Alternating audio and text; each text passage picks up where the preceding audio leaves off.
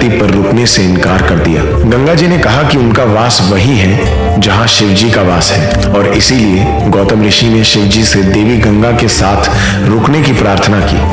भगवान शिव ने इस स्थल पर निवास करना स्वीकार किया और देवी गंगा ने भी अपना स्थान ग्रहण किया, और इसी तरह त्र्यंबकेश्वर मंदिर का जन्म हुआ, जहां शिव जी का ज्योतिर्लिंग दक्षिण गंगा यानी गोदावरी के किनारे स्थापित है।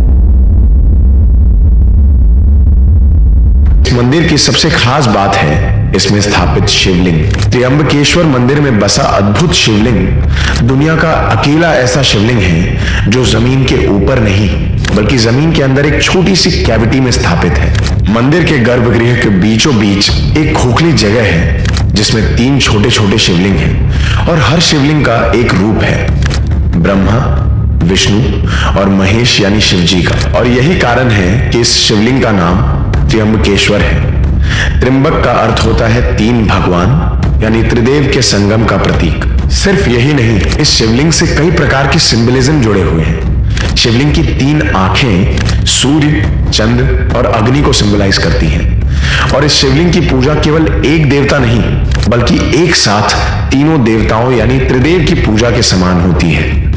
ऐसा माना जाता है कि जो भी इस मंदिर में दर्शन करने आता है वो त्रिदेव के आशीर्वाद से इस संसार के चक्र से मुक्त हो जाता है और उसे मोक्ष की प्राप्ति होती है। ऐसा माना जाता है जब गंगा जी यहाँ प्रकट हुई थी तो उनका बहाव इतना तेज था कि कोई भी उनके पास नहीं जा पाता था, और इसीलिए ऋषि गौतम ने उनके बहाव को थोड़ा धीमा करने के लिए नदी के किनारे कुशा नाम की एक घास लगाई। इस जगह को कुशावर्त कुंड के नाम से जाना जाता है, जो इस मंदिर में दक्षिण गंगा यानी गोदावरी का प्रतीक है। कुशावर्त कुंड के जल में एक बार स्नान करने के बाद इंसान के सभी दुष्कर्म धुल जाते हैं। अपने महत्व और पवित्रता में प्रधान ये मंदिर कई बार हमलों का शिकार हुआ, जहां हर एक बाहरी ताकत ने इस मंदिर को नुकसान पहुंचाने की पूरी कोशिश की। 1690 में मुगल सम्राट औरंगजेब ने पूरे भारत में तबाही मचाई हुई थी। ये मंदिर भी उसके बुरे इरादों से नहीं बच पाया। औरंगजेब की सेना ने मंदिर पर हमला कर उसे तहस नहस कर दिया, और फिर इसी जमीन पर एक मस्जिद का निर्माण हुआ। ऐसा पहली बार नहीं था कि किसी मुगल शासक ने भारत की धार्मिक और सांस्कृतिक भावनाओं को ठेस पहुंचाई हो। आक्रमण ने मंदिर पर एक गहरा प्रभाव छोड़ा, लेकिन इस अंधकार के समय रोशनी बनकर सामने आए बालाजी बाजीराव भट्ट, जिन्होंने फिर से इस मंदिर को स्थापित किया। 18वीं सदी में बाजीराव प्रथम की मृत्यु के बाद उनके बेटे बालाजी बाजीराव भट्ट को पेशवा का पद सौंपा गया। पेशवा ने वहां से मस्जिद को तुड़वाकर फिर से मंदिर का निर्माण करवाया, और इसी तरह त्र्यंबकेश्वर मंदिर फिर से अपने प्राचीन प्रतिष्ठा पर पहुंच गया। आज ये मंदिर एक ऐसे स्थल का प्रतीक है जहां विभिन्न धार्मिक अनुष्ठान और शिव भक्ति की यात्राएं होती हैं। काले पत्थर से बने इस मंदिर की दीवारों पर कई खूबसूरत नक्काशियां की गई हैं। मंदिर का गर्भगृह भक्तों को पवित्रता का अनुभव कराता है और एक आध्यात्मिक वातावरण प्रदान करता है। त्र्यंबकेश्वर मंदिर में कई सारी अलग अलग तरीके की पूजा होती है, जिनके पीछे अलग अलग उद्देश्य होते हैं। कई सारे रिचुअल्स हैं जो लोग अपने जीवन को सुखी बनाने के लिए करते हैं, लेकिन त्र्यंबकेश्वर मंदिर में एक ऐसी पूजा होती है जो सबसे अलग और इस मंदिर के सभी रिचुअल्स में सबसे प्रमुख है, नारायण नागबलि पूजा। इस पूजा का महत्व गरुड़ पुराण में भी बताया गया है।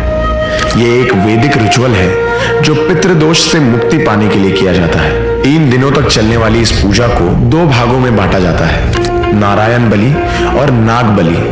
ये दोनों पूजा 2 अलग अलग कारणों के लिए की जाती है। नारायण बलि पूजा ऐसे पूर्वजों की आत्मा की शांति के लिए की जाती है जिनकी मौत किसी अननेचुरल तरीके से या एक्सीडेंट के कारण हुई हो।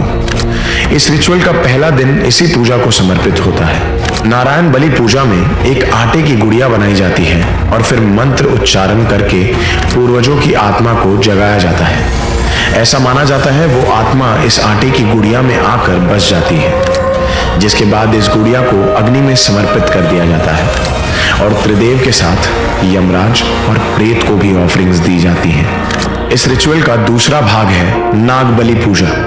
दूसरे दिन की जाने वाली ये पूजा नाग हत्या के पाप से मुक्ति के लिए की जाती है। इस पूजा में आटे का एक नाग बनाया जाता है और फिर नाग की आत्मा की शांति और उसके अंतिम संस्कार के लिए पूजा की जाती है।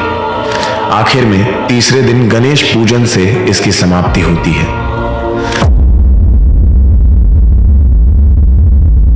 इन रिचुअल्स के अलावा एक और चीज है जो इस मंदिर को खास बनाती है, सिंहस्थ यानी कुंभ का मेला।